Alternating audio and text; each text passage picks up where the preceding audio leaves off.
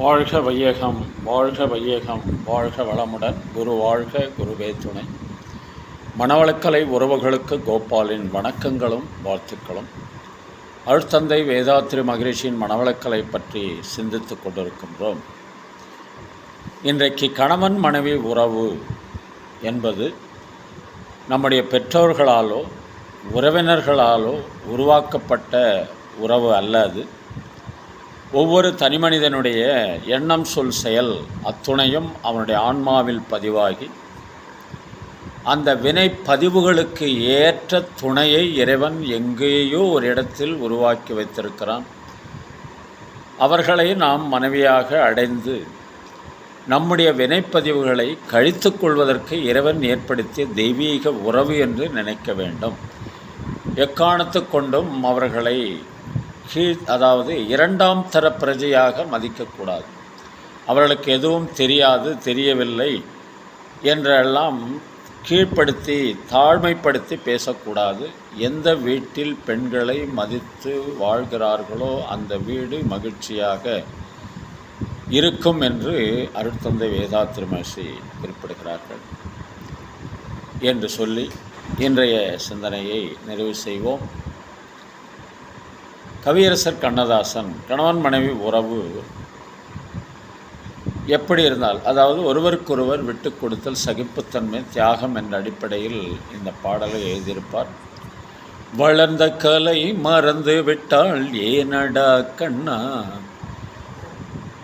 வளர்ந்த கலை மறந்து விட்டாள் கேளடா கண்ணா, அவள் வடித்து வைத்த ஓவியத்தை பாரடா கண்ணா, குடும்பக்கலை போதுமென்று கூறடா கண்ணா, கூட இந்த கலைகள் வேறு ஏனடா கண்ணா, வளர்ந்த கலை மறந்து விட்டாள் ஏனடா கண்ணா, அவள் வடித்து வைத்த ஓவியத்தை பாரடா கண்ணா, காதல் சொன்ன பெண்ணை இன்று காணுமே கண்ணா, கட்டியவள் மாறிவிட்டாள் ஏனடா கண்ணா, தாலி கட்டியவள் மாறிவிட்டாள் ஏனடா கண்ணா.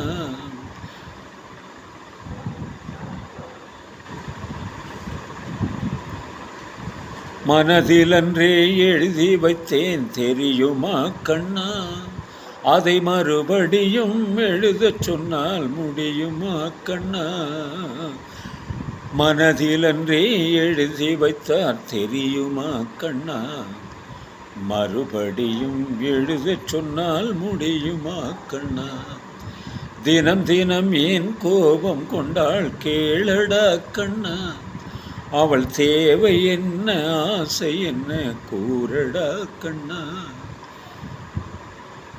நினைப்பதெல்லாம் வெளியில் சொல்ல முடியுமா கண்ணா, நினைப்பதெல்லாம் வெளியில் சொல்ல முடியுமா கண்ணா, அது நீ பிறந்த பின்பு கூற இயலுமா கண்ணா, வளர்ந்த கலை மறந்து விட்டாள் ஏனடா கண்ணா, மறுபடியும் வாழச் சொன்னால் முடியுமா கண்ணா, நேற்று வரை நடந்ததெல்லாம் போகட்டும் கண்ணா, இனி என்னிடத்தில் கோபமின்றி வாழச் சொல் கண்ணா, அவர் இல்லாமல் எனக்கு வேறு யாரடா கண்ணா, நான் அடைக்கலமாய் வந்தவள் தான் கூறடா கண்ணா, மனதிலன்றே எழுதி வைத்தேன் தெரியுமா கண்ணா, மறுபடியும் எழுதச் சொன்னால் முடியுமா கண்ணா. வாழ்க வளமுடன். திருமணத்திற்காக காத்து கொண்டிருக்கும் பெண்கள், பிள்ளைகள் இவர்களுக்கு நல்ல வருணம் என்று விரைவில் திருமணம் நடைபெற வாழ்த்துகின்றோம். வாழ்க வளமுடன். வேலைவாய்ப்புக்காக காத்து கொண்டிருக்கும் பெண்கள், பிள்ளைகள் இவர்களுக்கு நல்ல வேலைவாய்ப்பு அமைய வாழ்த்துகின்றோம். வாழ்க வளமுடன். குழந்தை பாக்கியம் இல்லாத தம்பதியினருக்கு விரைவில் குழந்தை பாக்கியம் அமைய வாழ்த்துகின்றோம். வாழ்க வளமுடன். உடல்நலம் குன்றியிருப்பவர்கள், மனநலம் பாதிக்கப்பட்டிருப்பவர்கள், தொற்றினால் பாதிக்கப்பட்டிருப்பவர்கள் அனைவரும் விரைவில் பூரண உடல்நலம் பெற வாழ்த்துகின்றோம். வாழ்க வளமுடன். உலக மக்கள் அனைவரும் மனவளக்கலை இணைந்து உடல்நலம், உயிர்வளம், மனவளம், நட்பு நலம், ஆன்ம தூய்மை இறைவனொரு பெற குருவருடன் திருவளும் சூக்குமாக இருந்து துணை பெற வேண்டி வாழ்த்துகிறோம். வாழ்க வளமுடன், வாழ்க வளமுடன்,